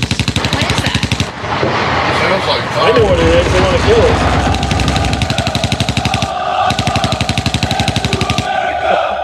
They got the other woman next to him on that one. Here's Mark Conley, Lord, I think. Canada humbly requests divine investment. Jesus Christ. Yes? No, Mark. That was an expression. I reviewed the filings. Earth said no. Elon laughed. Even Mars ghosted you.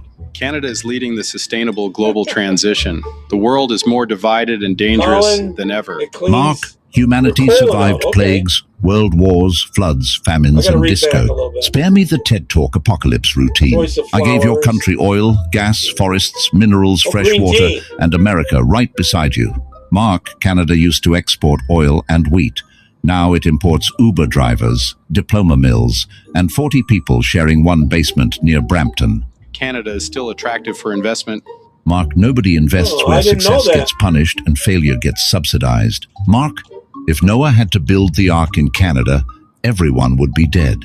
So heaven won't invest in Canada? No, Mark. Then at least give me an MOU. And MOU? Memorandum of Understanding. It doesn't have to do anything. Canadian media will pretend it's historic. Ah, so basically a press release with hallucinations attached. I can't go back empty-handed. Mark, in heaven, when deals don't get built, we send the file to Lucifer. Mark, In heaven, we measure success by what gets built, not by how many journalists clap at the announcement. Now, if you'll excuse me, Trump's waiting downstairs. We're turning Texas into the energy capital of 3 galaxies while you're still announcing consultations. Yeah, a lot of meetings. See how they can make money off the top. Joe, you fell asleep at the UN on camera, front row, mouth open. I was resting my eyes, Jack. It's a technique, very advanced. Military guys do it. Corn Pop taught me. Corn Pop taught you to snore in front of 40 world leaders? That wasn't snoring. That was breathing with authority.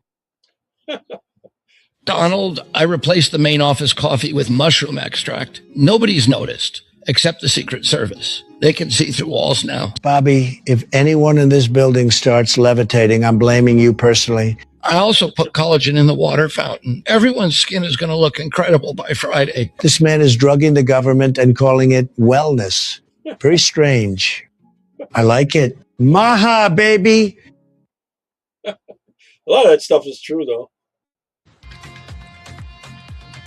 Do not lose that trailer!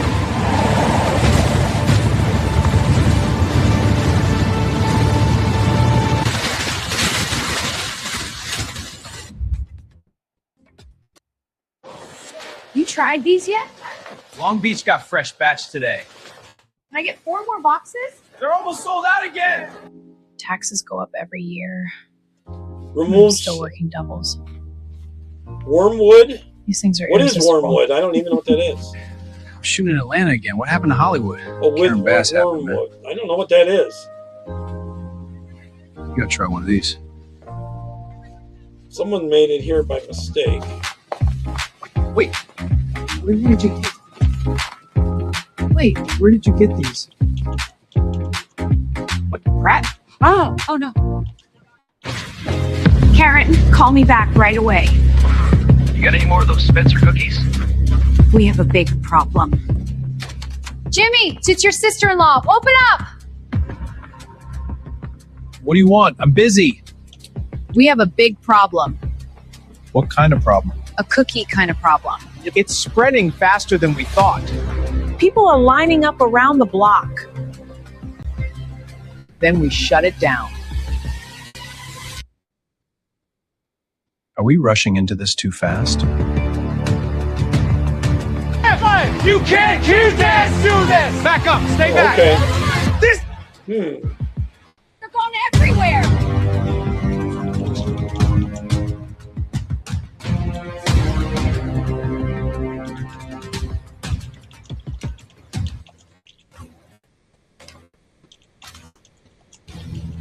How many you need? You got soft batch? You still got sugar cookies? Not for long. Hey man, you got any Spencers? What kind are you looking for? You have any chocolate chip? We're seeing shortages of police confiscated hundreds of Guys, the line is massive. They're saying fresh soft batch Spencers are coming. I heard they're underground now. LA's officially lost its mind. Worth it. Mayor Basura, come in. We have sugar readings at 987 ppm in the area. We'll zero in on the cookie operation by morning. Send me your location. Where'd you learn to fly like this? Cuba. We found them! Let's go! Hold on! Stop the faking, Spencer! We know it's you!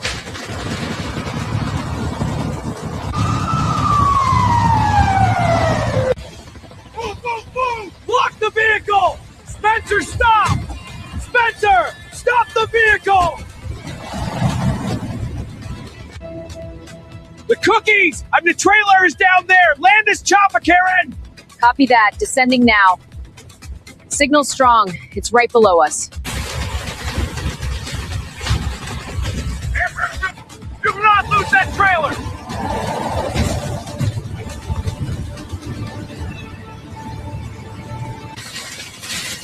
Yeah.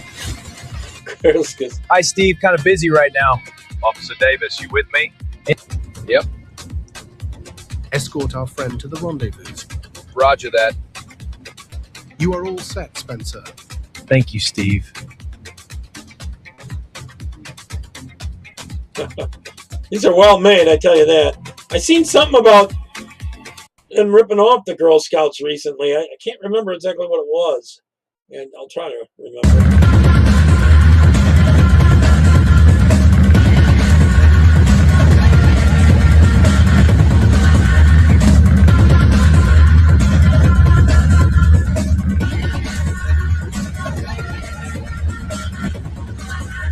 It's supposed to be from some movie, actually. I don't know what.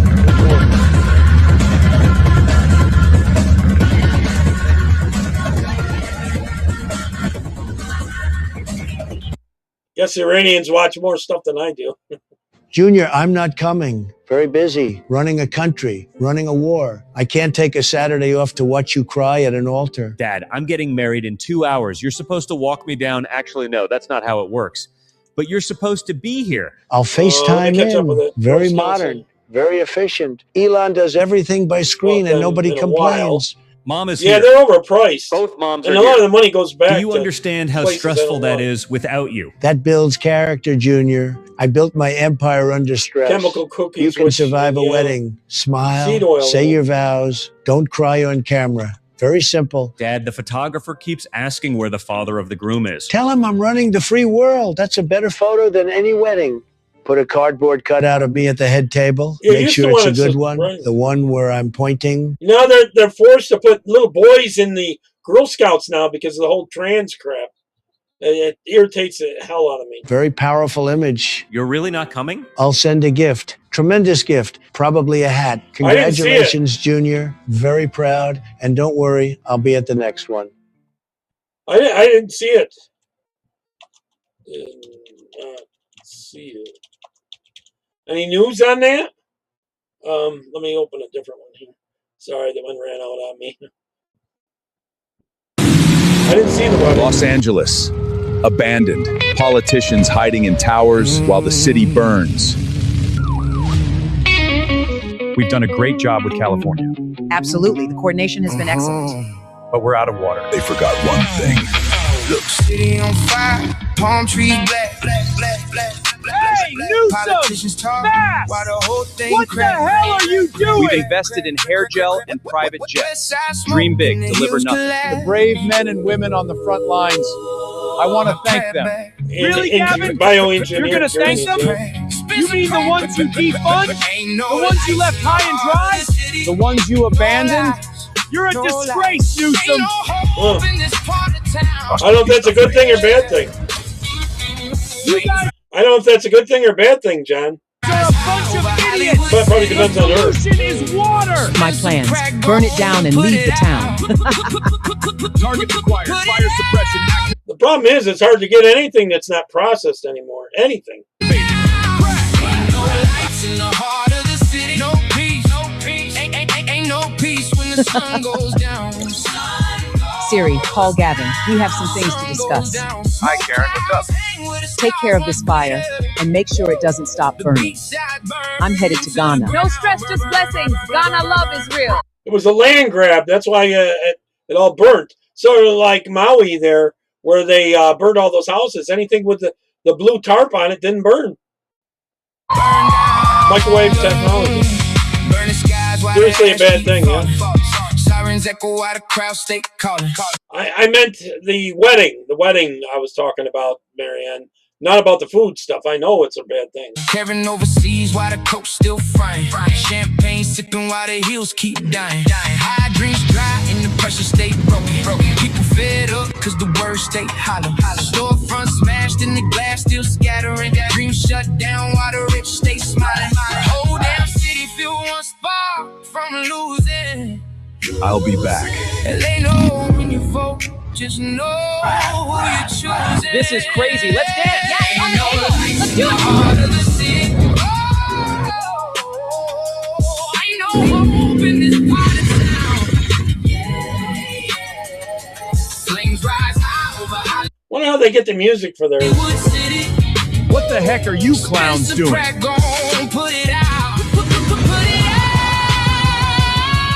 Hasta la vista, you filthy crooks. They said LA was finished. Wrong. Smoke cloud It needs fixing, that's for sure. Crack, gonna turn it around, turn it around, turn it around. Well, man. Here's the story of a shameless grifter and the con men who were running his campaign. They were sucking on the teat of Mother Russia and also of Ukraine. The Shady Bunch, the Shady Bunch. Actually, the Ukraine money was our own tax dollars. That's the way they became the Shady Bunch. Welcome back to California's favorite game show, Wheel of Corruption, where the points are fake, the rules are made up, and somehow the Democrats always win. Tonight's contestants, world's greatest mayor Karen It might be changing out there. If we got voter ID, I bet you it would change. Bass, City Council member Nithya Raman, and reality star Spencer Pratt. And your host, the greatest governor in the world, Governor Gavin Newsom! Thank you. And welcome back to Wheel of Corruption. Yeah. The game show where the answers don't matter, and I just hope we don't will magically lose. Get copyright. What? Things, Let's check the scoreboard. Karen Bath, $3.13 million. Congratulations. Spencer Pratt, $3.26 million. And Nithya Raman with $931,000. Let's go to round one. Category? Things found on Los Angeles sidewalks. Karen Bath, you're up first. Oops, another bankrupt. That just means another $1 million for Karen Bath. Wait, what? I'd like to buy a vowel. You don't have to, Karen. The taxpayers will buy the vowel for you. Q. Correct. What? There's no Q in there. This is California, Spencer. Facts don't matter. I'd like to solve the puzzle. Go ahead.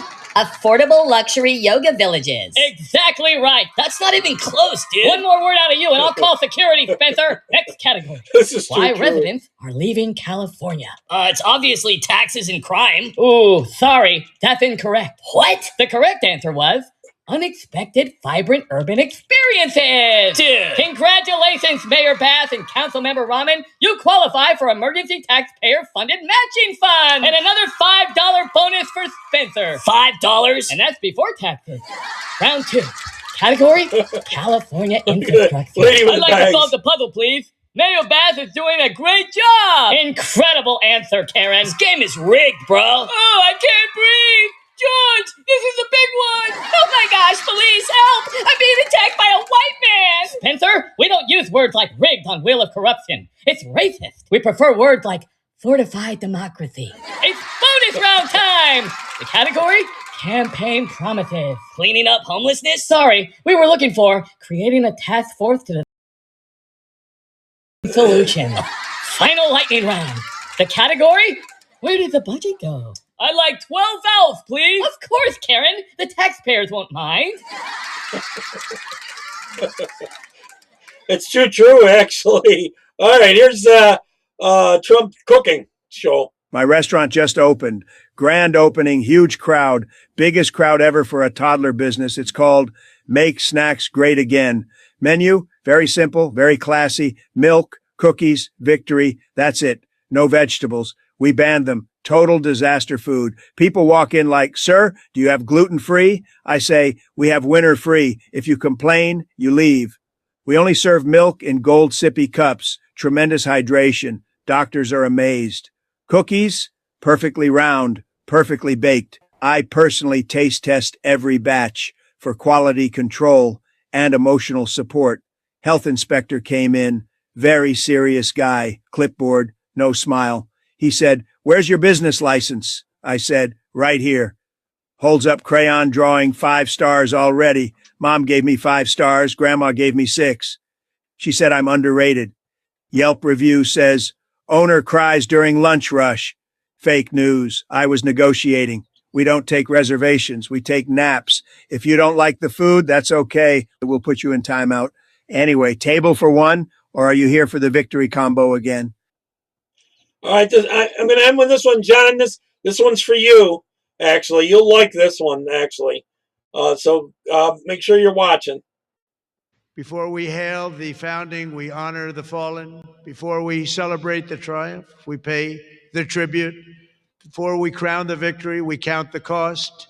Today, we are reminded that there could be no 4th of July without America's armed forces, and there could be no Independence Day without Memorial Day. We owe our liberty, our self-government, the glories of our history, and our very nation itself to the generations who paid for it with everything they had, the ultimate sacrifice. The first Americans to give their lives in battle fell on April 1775, when 8 patriots were cut down by redcoats. Those guns, they were shot on Lexington Green.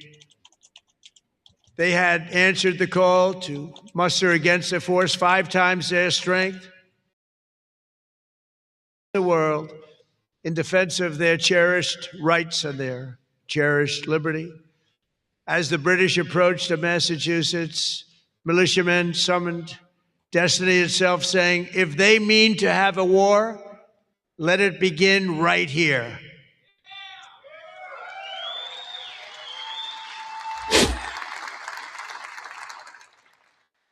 I thought that one was well done.